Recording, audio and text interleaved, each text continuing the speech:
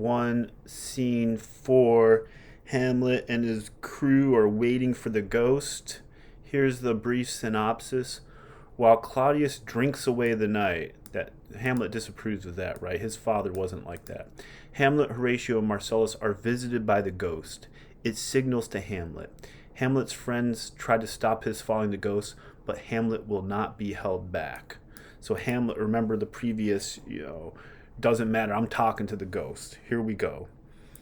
The air bites shrewdly, bitterly. It is very cold.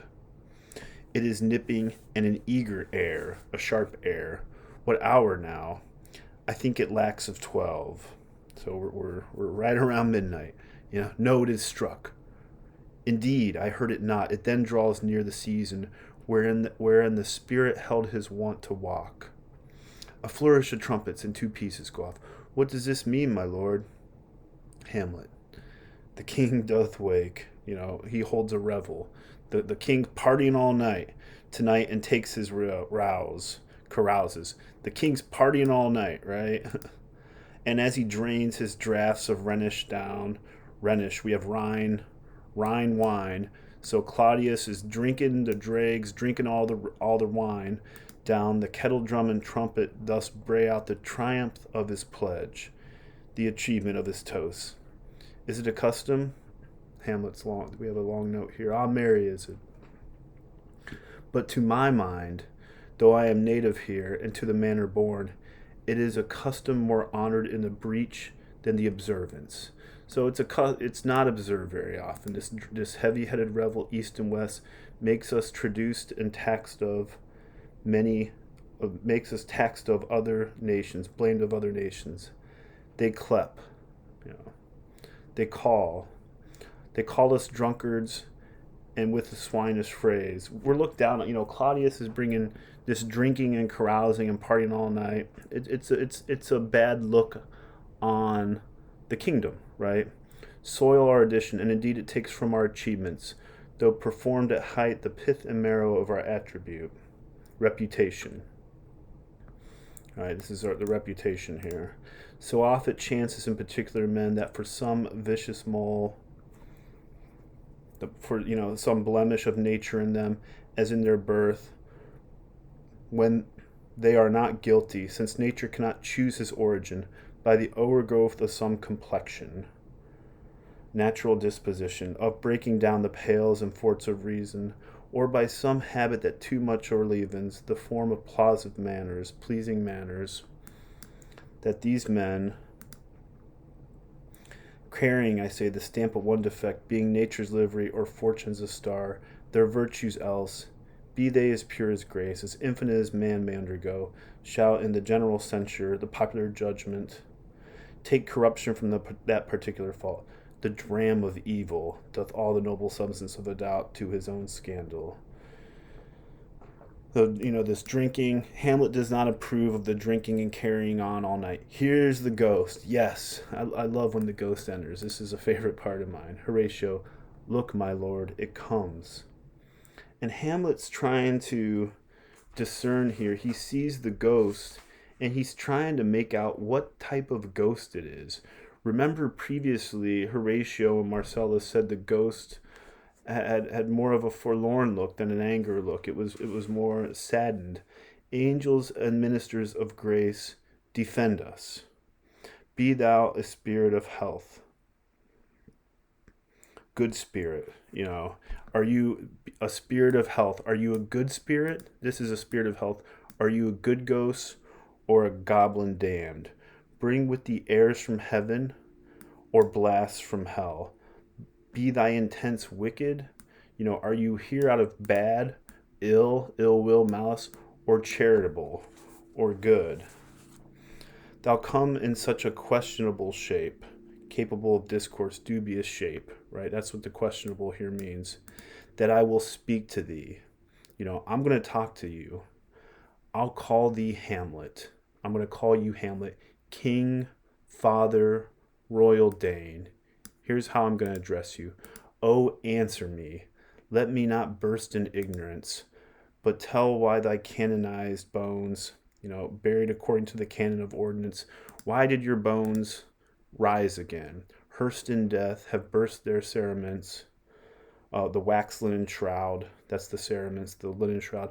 Why the sepulchre wherein we saw thee quietly interred hath opened his ponderous and marble jaws to cast thee up again. You know, why are you back? You're back for a reason.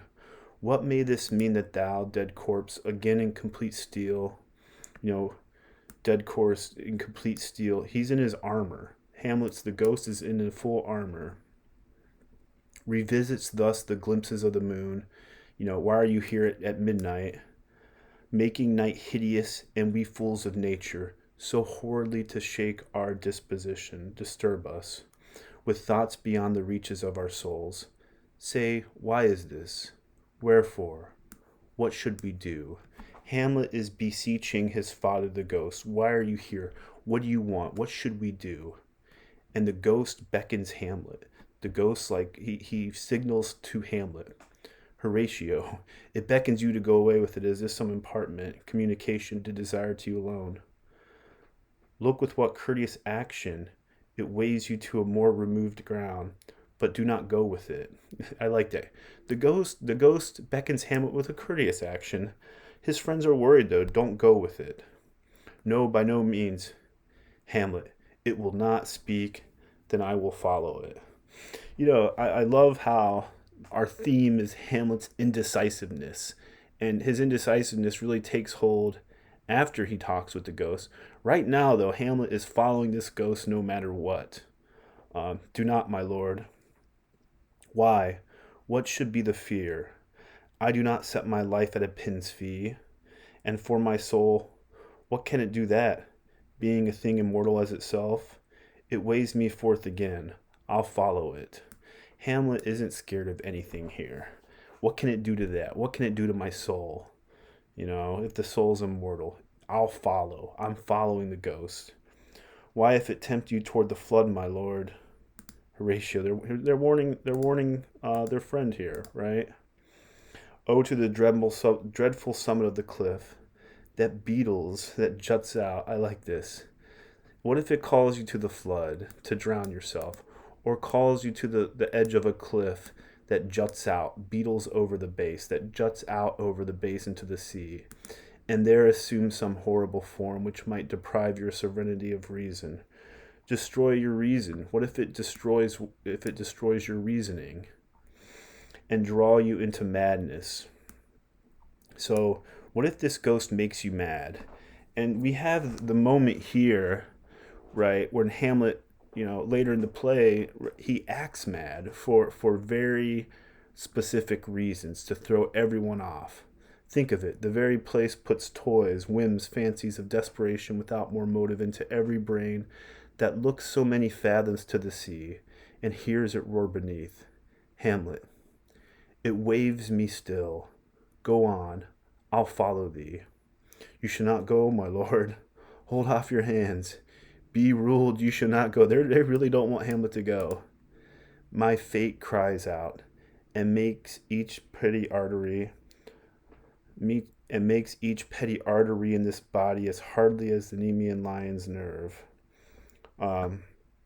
So this is such a fascinating moment here. Remember in Hamlet's first soliloquy, I am the opposite of Hercules. This Nemean lion's nerve is the sinews of the mythical lion slain by Hercules, right? And makes each petty artery in my body as hardy as the Nemean lion's nerve. Still am I called. Unhand me, gentlemen. By heaven, I'll make a ghost of him that lets me. If you don't let me go and follow my father the ghost, I'm going to hurt you. I say away, go on. I'll follow thee. The ghost and Hamlet exit. He waxes desperate with imagination. Horatio Marcellus like, oh shit, what's gonna happen, right? We're getting into the good stuff now. Hamlet and the ghost are talking. He waxes desperate with imagination. Let's follow. 'Tis not fit thus to obey him. Have after, to what issue will this come? And here's the famous quote, right? Something is rotten in the state of Denmark. Some bad stuff's been going down, is why the ghost is back, right? Heaven will direct it. Nay, let's follow him. There we have the ghost beckoning Hamlet, and uh, Act 1, Scene 5, where we'll have, the second soliloquy from Hamlet is where they talk. So we'll pick up with that shortly.